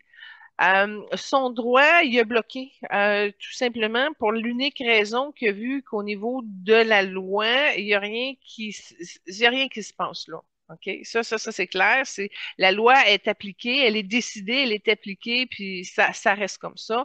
Tu n'as pas le choix de monter à la base au niveau de la politique, là où les lois sont décidées et créées pour arriver à faire des changements. Et là, dans cette optique-là, il a commencé à travailler avec son bleu indigo. Et puis, il a vu à quel point, tu vois, il a été bien introduit, si on peut dire, parce qu'il était proche, il était tout le temps proche de ceux qui prenaient des décisions. Là, il était encore dans cette vie-ci, mais un petit peu plus proche. Mais là, il a comme vu comment ça se plaçait, mais il a comme compris qu'il y a un autre élément de pouvoir qui est vraiment décisionnel, puis là, il l'a placé pour la prochaine vie. Fait que, il a essayé des choses, mais il a vu que le rouage est très difficile parce que la machine est trop grosse. Il y a trop de représentants, il y a trop d'élus, il y a trop. Fait que ça fait en sorte que pour prendre une décision, d'arriver à une majorité, c'est impossible. Fait que je sais pas comment il va le cadrer pour arriver à avoir vraiment un leitmotiv important et imposant qui change la direction du paquebot dans sa prochaine incarnation. Mais ce que je vois dans cette incarnation-ci, c'est qu'il a été limité, il y a eu des travers, il y a eu de la colère, il a renoncé même à plusieurs niveaux, puis en même temps, il a quand même solidifié quelque chose en lui pour y arriver. Alors, t'as-tu, je sais pas, qu'est-ce qui a réussi à changer Al Gore dans la politique américaine, dans sa vie ici, maintenant? Ben, dans le fond, il a siégé à la Chambre des représentants pendant 8 ans. Ensuite, il a été sénateur 5 ans. Puis son passage le plus marquant, ça a été vice-président de Bill Clinton de 92 à 2000. Puis il s'est ensuite présenté à la présidence en 2000, puis il a perdu par très peu contre George Bush Jr. OK, donc c'est un démocrate.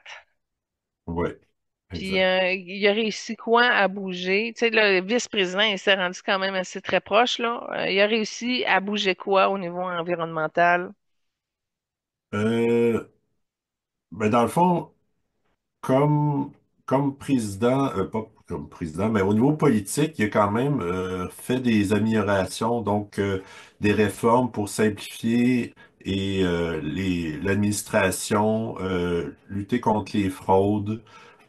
C'est lui qui a un peu popularisé l'expression l'autoroute de l'information qui a comparé au chemin de fer puis au transport routier.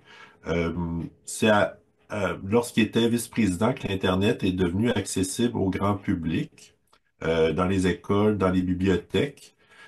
Il a aussi été instrumental pour l'accord du libre-échange nord-américain. Il a aussi créé une chaîne télé pour le jeune public internaute. Il a été dans le comité de direction Apple et conseiller pour Google. Puis au niveau de l'écologie, il a notamment été acteur et orateur du documentaire Une vérité qui dérange, qui porte sur les effets du réchauffement climatique. OK, OK. Bon, au niveau de la connaissance, c'est important parce qu'il a comme compris qu'il y avait moins de papiers, qu'il y avait moins de d'ignorance aussi. Donc, en ayant moins, ben, en étant plus informé, c'est déjà plus facile de redresser des comportements, puis du moins dépasser le karma de l'ignorance. Fait que c'est intéressant de le voir qu'il a essayé d'amener la technologie comme si la technologie pouvait être une réponse aux catastrophes environnementales parce que je le vois couplé, c'est pas juste OK, on avance la technologie, tu vois en arrière qu'il y a quand même la conscience environnementale qui est en arrière. Puis je vais te dire, en ce moment même, il se fait beaucoup de soucis pour le bas des États-Unis, comme les problèmes de la Californie ou de la Floride, entre autres, là. Il est encore dérangé là-dessus. Fait c'est tant mieux s'il a réussi à faire un documentaire qui a peut-être fait bouger certaines choses, mais dans son plan de vie, il peut faire mieux que ça. Avec l'autonomie qu'il a et l'indépendance qu'il a maintenant, qu'il n'avait pas pendant qu'il était dans la machine et le rouage, mais aujourd'hui, il pourrait aller une coche plus fort dans le dévoilement de vérité et de secrets qui rejoint un peu l'incarnation que je te disais où ce qu'il était pris un peu avec la désinformation dont il était témoin. Parce que quand tu avises un haut placé que là, il y a des problèmes au niveau de la qualité environnementale, puis que eux, ils jouent à cacher tout ça en dessous du tapis et tout. Fait que je peux comprendre aujourd'hui son réflexe de vouloir apporter l'information à sa plus haute expression pour amener les gens à être informés du moins et qui sait à être mieux éduqués et changer certains comportements. Et ça fait partie du jaune qu'il portait, qui a été renforcé un peu par la théologie pour essayer de mieux comprendre les choses. Mais ce que je vois, c'est que par rapport à la théologie, il n'a pas arrêté au niveau de ses études. Il a quand même parallèlement ouvert, entre autres, parce que je reconnais le rose tibétain, il a ouvert à d'autres sociétés spirituelles, si on peut dire, que ceux qui ont été transmises au niveau de la théologie, puis en tout cas de la religion catholique précisément, là, peu importe s'ils sont baptistes ou si ou mis, ça tourne quand même autour. Mais il y a une impatience dans ces énergies aujourd'hui, puis il y a un besoin de dévoiler encore plus d'informations, des secrets qu'il porte, qui a besoin de se délivrer avant de quitter le plan terrestre. Fait qu'il y a encore des choses à nous transmettre. C'est comme si c'était des demi-vérités ou des vérités presque cachées qui ont besoin de sortir, mais il attend un petit peu. C'est comme si, au niveau de son orgueil, il sent que c'est pas le moment parce qu'il y a encore un sentiment de danger qui est caché. Ça, c'est ça qui arrive, hein. On a des grandes révélations là comme ça, puis sont censurées, ça limite énormément, ça fait du grabuge dans la conscience d'une personne et tout, mais il va l'éjecter. Je te dis, avant de quitter, ça va sortir. Fait que il pourra plus le retenir. Il y a quelque chose dans son cœur, dans son âme, dans son être qui va faire en sorte qu'il va dévoiler la vérité avant de partir. Ça, c'est évident. Une vérité qui a mesuré, évalué, compris, placé. Tu vois qu'il y a une grande intelligence en arrière de tout ça, mais qui n'a pas osé à défier en sortant, dans le fond, les paradigmes ou certaines limites. Il y en a sorti quelques-unes, tu sais, il va par vague. Mais chose importante, c'est que le karma de l'ignorance était vraiment dans ses batailles absolues, placé dans son livre de vie à la base. Donc, lui, tant et si longtemps que les gens peuvent se sentir appelés à développer leur connaissance, ben là, ça marche. Mais je vais t'avouer, il est un petit peu anxieux par rapport à la désinformation. Fait que il a comme poussé pour que ça ouvre, mais en même temps, il a vu que ça n'a pas été encadré, puis qu'il y a beaucoup de désinformation dans son processus d'information que la communication et la technologie amènent. Fait que là, c'est ça, faut que les gens soient assez solides et autonomes pour être capables de discerner ce qui est une vraie connaissance ou une connaissance déformée. Fait que je te dirais qu'il y a une petite peur à ce niveau-là aussi. OK. Il a quand même écrit plusieurs livres, dont un, c'était Sauver la planète Terre, écologie et l'esprit humain. Un autre, c'est pour conscientiser les gouvernements à ces problèmes-là, à être plus performants, plus économes aussi. Euh, un autre, comment vaincre la crise climatique, puis aussi les 6 éléments responsables du changement planétaire. Bon, je te remercie pour ça. Puis c'est tous des beaux ouvrages, là. En vibration, ça passe très, très bien. Mais pendant que tu parlais, ça me montait à une incarnation après. Je parlais de l'Égypte, là. Après, quand il est décédé dans cette vie-là, où il voyait que la contamination du Nil avait bien commencé, pas mal même. Euh, Plus tard, il est revenu, je te dirais, dans une tranche de 100 ans après. Puis, dans cette incarnation-là, il écrit justement. Je voyais comme un genre de sanskrit. Et puis, il est comme un peu isolé, puis il transmet justement des connaissances en lien avec la compréhension et la conception de cette époque-là. Fait que là, qu'il l'ait réamené dans cette vie-ci, puis qu'il l'ait développé, aller plus loin, ce qu'on me dit dans l'incarnation qu'il écrivait après, là, genre 100 ans plus tard en Égypte, euh, il avait écrit 2 livres. Puis ça avait pris genre 20 ans à en écrire un, là, tu sais. Ça avait pris beaucoup de temps. Fait que là, tu vois, avec la technologie, l'information et tout, l'accessibilité, la vitesse, il a gagné énormément, puis il a été capable d'en faire 5 ou 6. Je n'ai pas compté le nombre de livres qu'il a fait, mais il n'a pas fini. Il a eu une peur, peut-être qu'il l'a arrêté, mais dans sa collection énergétique, il y a 7 livres. Fait que, il en reste peut-être 1 ou 2 à sortir. Fait qu'il n'a pas fini de travailler là-dessus. Mais je trouve ça très intéressant de voir à quel point il a pris des sujets euh, qui prennent beaucoup de place, qui sont importants. Puis malheureusement, Al Gore, moi je le connaissais pas avant qu'on fasse l'émission comme telle. C'est pas que je suis une fan de la politique américaine non plus, mais quand que, dans les années 2000 à 20 ans, ça m'intéressait pas, Bill Clinton, vraiment. Fait que tout ça pour dire que il était temps qu'il arrive. Je suis contente de voir qu'il y en ait un qui a réussi à faire quelque chose là de plus significatif par rapport aux autres représentants et autres élus qui ne sont même pas capables de s'accorder sur leur position climatique, là. Ouais, tout à fait.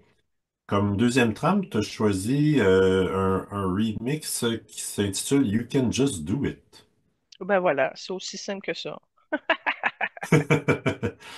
J'ai trouvé intéressant aussi, dans sa jeunesse, il se proclamait contre la guerre au Vietnam, mais il a participé comme journaliste militaire.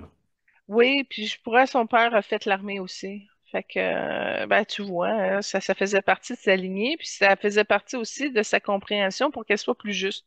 Fait qu'en couvrant ce qui se passe, ben, c'est encore par le biais de l'information, hein, de la connaissance.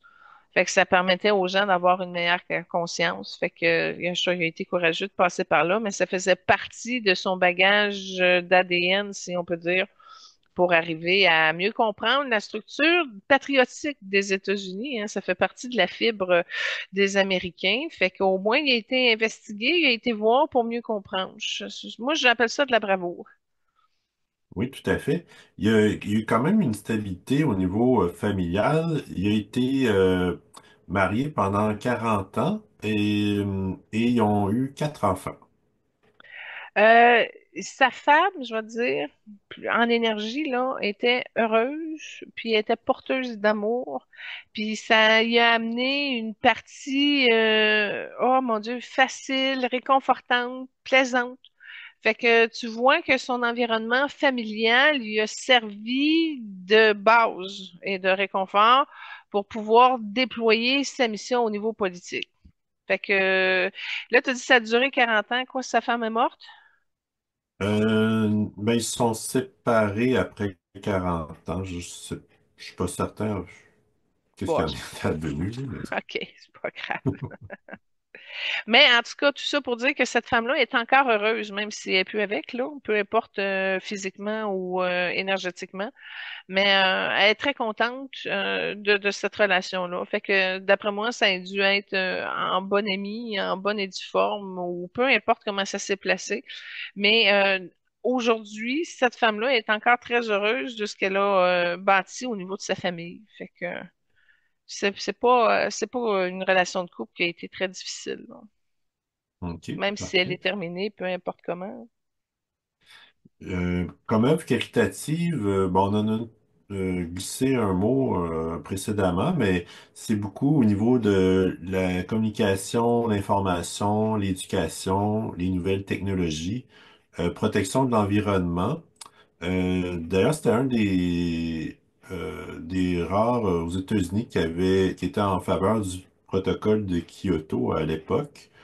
Il a fait partie d'une fondation Alliance pour la protection du climat, euh, pour la paix, notamment quand c'était les guerres au Moyen-Orient, pour les libertés. Il a émis des certificats pour contrôler les émissions de CO2. Puis aussi, il s'est impliqué au niveau économie pour favoriser l'économie des individus. Mais ce qui est le fun, c'est qu'il a pris le moyen d'arriver à sa conviction avec sa carrière politique, entre autres. Fait que c'est très intéressant et stimulant, puis il l'a assumé jusqu'au bout, puis il a été quand même capable d'avoir une colonne malgré l'entourage qui était très, très, très multiple au niveau des nombreux représentants et sénateurs, etc., pour passer c'est son message. Fait que moi, je le considère une personne assumée. C'est très cohérent. C'est ses valeurs, puis il a pris le moyen pour y arriver. Mais il a compris bien des affaires qui vont faire en sorte que dans sa prochaine vie, il va être capable de le faire pour vrai. sais, là, c'est ça. C'est comme un bel entraînement qui va arriver à l'éclosion d'une force incommensurable. Je le vois comme une grosse boule bleue qui sort de lui, puis qui va arriver à arranger beaucoup de choses, qui n'avait pas nécessairement vraiment le pouvoir de le faire maintenant. Mais il a compris comment ça marche, puis il a compris comment le faire. Fait qu'il va y arriver dans sa prochaine vie. Alors ça, c'est du talent où il faut être patient. Ça prend plusieurs incarnations à développer, tu sais. Puis tu apprends, tu comprends des choses, tu le développes. C'est des talents qui se récupèrent. Puis non seulement ça, mais tu vois, son talent des finances va venir après. Donc, c'est comme si son idéologie va sortir, puis le financement va suivre en deuxième lieu. Fait que c'est pas quelqu'un qui va attendre d'avoir l'argent pour bouger, c'est quelqu'un qui va bouger, puis l'argent va suivre. Fait que ça aussi, il a placé ça dans sa prochaine vie, puis probablement, il a dû comprendre ça aussi avec le système de financement des partis politiques, etc., dans laquelle il a œuvré dans cette vie-ci, tu sais. Comme hommage, il a gagné le prix Nobel de la paix pour sa lutte au réchauffement climatique. Il avait gagné ou reçu une médaille pour son service à la défense nationale dans l'armée. Il a reçu la médaille présidentielle de la liberté. Il a gagné des prix et des Grammys pour ses écrits littéraires, puis des prix aussi pour son implication contre pour la protection de l'environnement et un doctorat honorifique. Donc, quand même bien. Très intéressant. Écoute, c'est juste le prix Nobel de la paix, là. Tu sais, ça fait partie de la partie jaune que, tu sais, c'est le fun. On le voit, puis ses écrits reconnus, tant mieux. Ce qu'on me dit, c'est que ceux qui avaient écrit dans sa vie après en Égypte, là, ont été gardés secrets. Ils sont encore accessibles aujourd'hui, mais pour une très faible partie de la population élite ou privilégiée qui a accès à ces écrits-là. Fait que c'est le fun que dans cette vie-ci, ces écrits, ben, premièrement, il a pu en faire plus. Puis deuxièmement, il a pu être reconnu. Fait que tant mieux, ça, c'est une belle victoire là, qui suit celle de l'Égypte. C'est intéressant de voir aussi à quel point que, il a compris des secrets profonds du monde et puis qu'il a réussi quand même à rejoindre la masse collective pour arriver à dessiner un portrait, une trajectoire importante à partir des dons qu'il a canalisés et qu'il s'est mis, dans le fond, à l'œuvre pour y arriver. Fait que c'est une personne très dévouée, puis qui n'a pas fini encore. Alors, mais si tu regardes l'égrégore d'Al Gore, mettons, de tout ce qu'est-ce qu'il a pu faire, celui de Greta, il est plus haut, il est plus blanc, il est plus fort. Fait que c'est comme s'il a réussi à monter quelque chose, mais pas mal plus tout seul. Il n'a pas réussi à rassembler comme il aurait pu rassembler. Tandis que Greta, en étant plus impartiale puis plus blanche, ben, elle a un magnétisme qui est plus facile, qui est plus fluide, puis qui rassemble plus tout de suite. Elle a été directe, tandis que lui, il a pensé par d'autres aspects, entre autres les communications, bon, tout ça, qui a amené à un développement intéressant, hein. Je dis pas que ça a été inutile ce qu'il a fait, loin de là, au contraire. Ça a été important, mais c'est plus petit comment. Ça a plus un effet sur les Amériques, tandis que Greta, elle a un effet plus mondial. Fait que, en tout cas, tout ça pour dire que si tu compares les deux agrégats, celui de Greta il est plus fort. D'accord. Je vais annoncer la troisième trame qui a été choisie. C'est tiré lors de sa campagne présidentielle en 2000. Et c'est chanté, c'est Sir Duke chanté par Stevie Wonder. Ouais, ben, j'ai fait un lien là avec notre émission qu'on a faite sur Stevie Wonder, tu sais. Mais je trouvais ça intéressant qu'un aveugle chante un beau message comme ça parce qu'il y a beaucoup d'aveugles qui sont des voyants, mais non conscients, non éveillés. Fait que j'ai fait un petit jeu de mots là-dessus, là, pour que justement qu'on puisse s'ouvrir à reconnaître ce qui se passe, là. Ouais, puis d'ailleurs, il a chanté plusieurs chansons lors de la campagne présidentielle d'Al Gore. Puis par ailleurs, il y a d'autres célébrités qu'on a vues précédemment qui ont aussi soutenu la candidature à la présidence d'Al Gore, notamment Cher, Barbara Streisand, puis Martin Sheen. Mhm. Ah ben, c'est Kamala, elle a eu beaucoup plus d'aide. Ils ont tous défilé en arrière de Kamala, mais tu vois, ça change rien. Ça, t'as beau avoir les meilleurs appuis du monde. Regarde, Trump est rentré avec l'appui d'Hulk Hogan, là, tu sais. Mais au moins, tu vois, ça rejoint les gens. Mais encore là, il y a une énergie de panique, de peur. C'est comme si c'était un trop gros monstre. Il y a personne qui est capable d'affronter la bête. Tu sais, il a essayé, mais pas mal tout seul.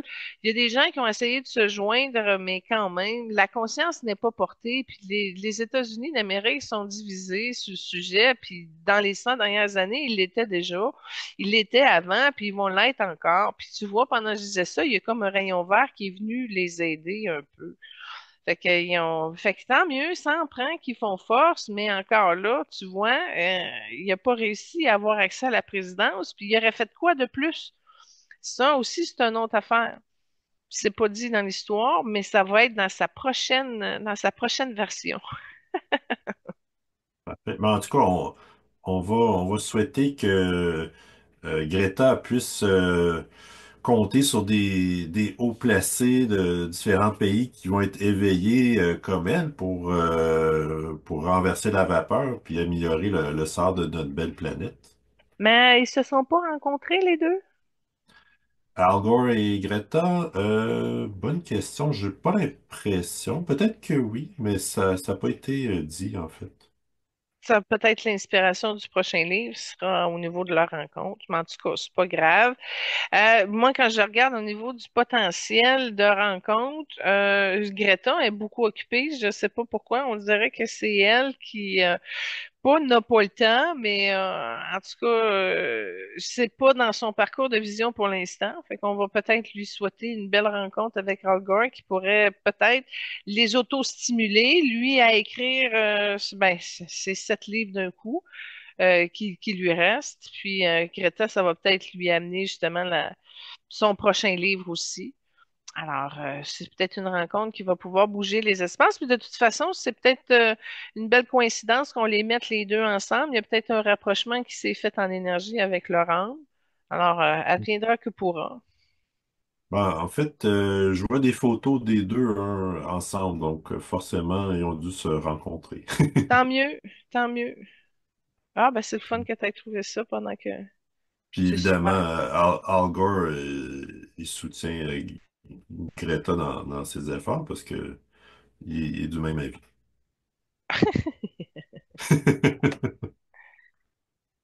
Ah, ouais, c'est ça. Il y a quelque chose qui s'est passé par rapport à Greta. Fait que c'est elle qui a fait en sorte que je l'ai vu réagir, mais ce que ça a donné comme résultat dans la matière, j'ai pas accès. Ben, parfait. Ben, merci beaucoup pour cette belle émission. On remercie Greta et Al Gore de leur contribution. Euh, on souhaite le meilleur possible à notre belle planète, que les gens deviennent plus éveillés et conscients d'y faire attention. Puis, je veux remercier les auditeurs, auditrices d'être au rendez-vous, et également le groupe Focus pour leur implication dans l'émission. Puis, merci à toi, Julie. Comme toujours, pour la belle émission. Benoît, écoute, tu m'enlèves les mots de la bouche. Je suis 100% d'accord avec tout ce que tu viens de dire. Puis je te retourne aussi. Je te remercie d'être là. C'est le fun de faire une émission à deux. Oui, hein? Soyez bénis. Puis n'oubliez pas, toute conscience individuelle fait une différence. Fait que gérez bien vos détritus, gérez bien votre cohérence environnementale, puis juste ça, ça va aider l'humanité à s'illuminer, puis on va se rassembler d'une manière ou d'une autre dans ce mouvement-là.